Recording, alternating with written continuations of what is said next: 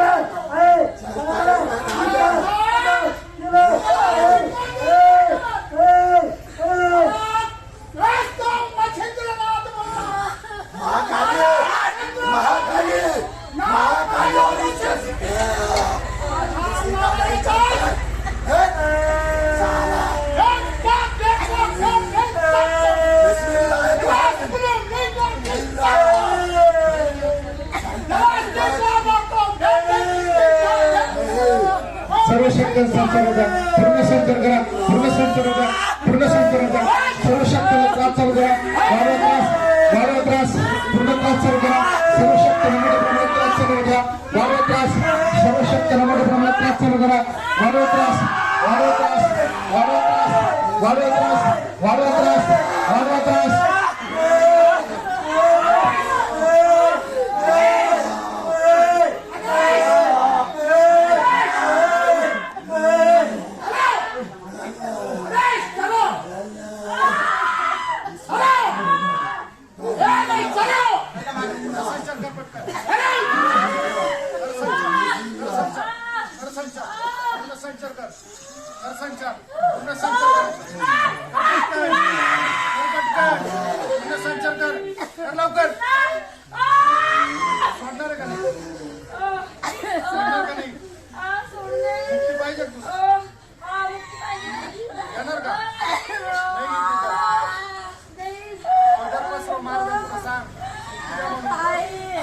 आपण पाहत आहात सत्य, वेग, विश्वासाचं नवं केंद्र, इंडिया न्यूज 24 तास.